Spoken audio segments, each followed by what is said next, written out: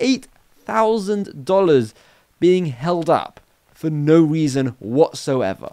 This one mistake can cost you your entire print-on-demand business. It sounds scary, and that's the point.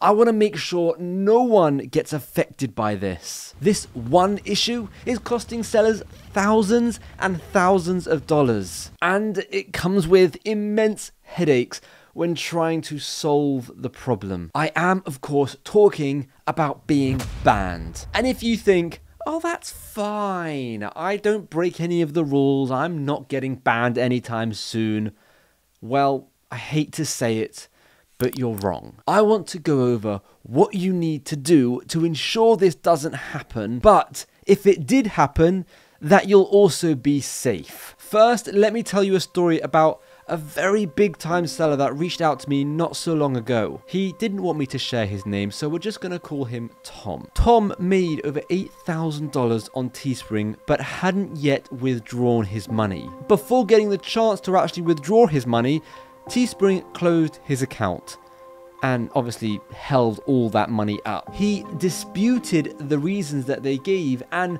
initially they agreed with him, but as soon as they agreed with him before reinstating his account, they found another problem and they kept it closed. A completely unfair and unjust decision. I know Tom wasn't breaking terms and conditions for his designs, and there was absolutely zero reason for his account to be closed. And what's worse is he's now finding it impossible to get through to anyone at customer support. They've stopped responding to him, they're totally ghosting him, and his money is just kind of sitting in their accounts when it shouldn't be. I wish this was a one-off. As bad as that is to say, I wish it was, because it happens far too frequently. There are countless stories of legitimate sellers losing their accounts for no apparent reason. Now, last I checked, it didn't say anywhere on the terms and conditions that if you keep a certain amount of money in your account for a certain period of time, we have the right to close your account and keep that money. I mean, how ridiculous does that sound when you think about it? $8,000 being held up for no reason whatsoever. The worst part about this is Spring isn't just some nobody company. They're an official partner for YouTube merch. And I'm really not sure if YouTube are aware of some of their tactics, because they're dodgy. They're literally screwing over their creators and crippling a lot of people's businesses.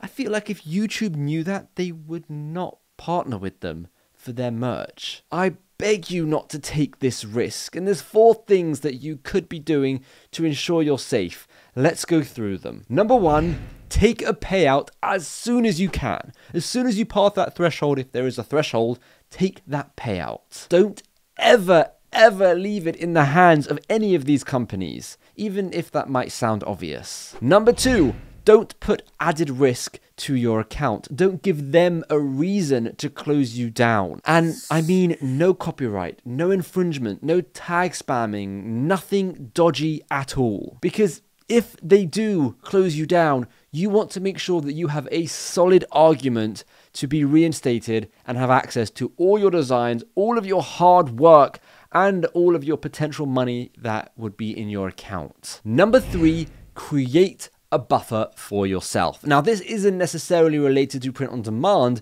This is just some life advice. I like giving life advice every so often. Having a buffer allows you to be safe if the worst happens. If you lose your job, you have to go into hospital because of a medical emergency, you're not able to work, whatever the reason is, having a buffer is vital. And what I mean by this is, let's say you have $2,000 a month of expenditure, or $5,000, and by that I mean rent and bills and a car. I don't mean going to the cinema and going on holiday. Then times that amount by a certain number of months. I like to try and do a minimum of a 3-month buffer, but if you can work up to a 6-month or a 12-month buffer, then that's amazing. The way I like to look at it is, if you lost your job or something happened, hopefully you'd be able to get back up on your feet within 3 months. So you should never go through your entire buffer.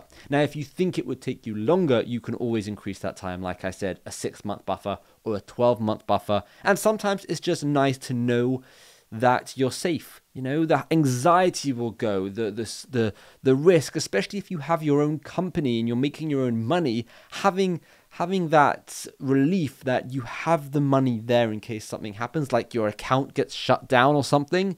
It's a really nice feeling. Number 4. Now, this is probably one of the most important ones, and I'm going to go into more detail because of how important it is. But basically, don't put all your eggs in one basket. This 4th one is probably the most important one when it comes to creating a successful business, and one that actually gives you some relief where you're not constantly panicked about losing all your income and losing your money, losing everything. Diversifying your income is important. And when I say that within print on demand, it means uploading your designs to various different platforms. If you happen to be marketing your own designs, then try and send them to your own website. There's no point sending traffic to a platform where you don't get all that customer information.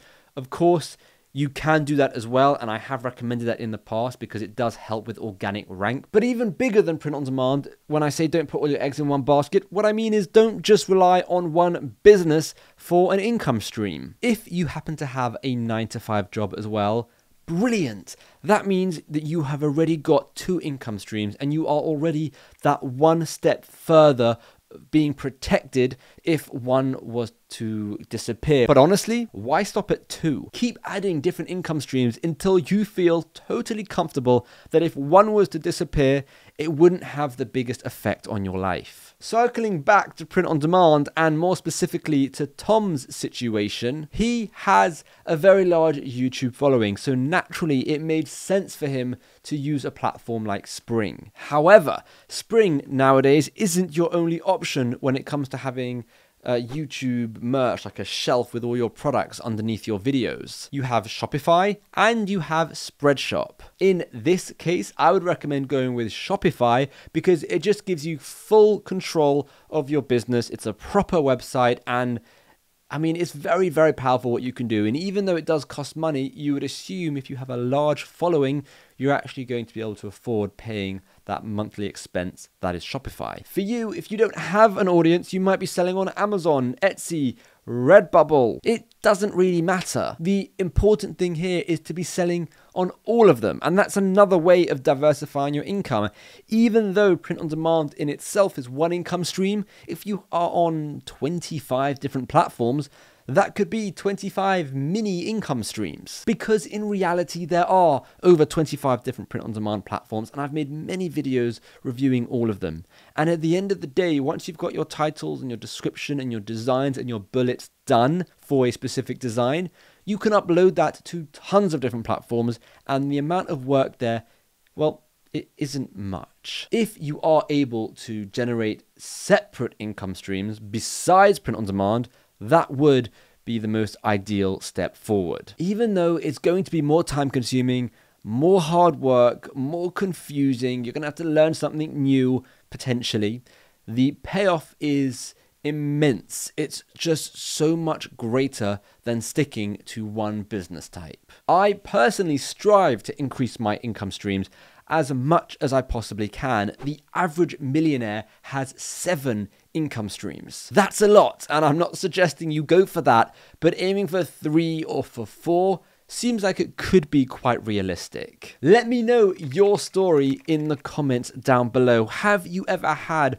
a print on demand account shut down for whatever reason? Do you have multiple income streams? And if so, how many? Not only are these comments really motivational for other people, I love learning your stories too. I love hearing about your situations. Then I can kind of see how I can help you in your specific situations as well. And if you want to get just a bit closer to those 7 income streams, you've got to watch this video next, where I go over 5 potential ways for you to earn extra income. And they're really, really good. So check this video out next.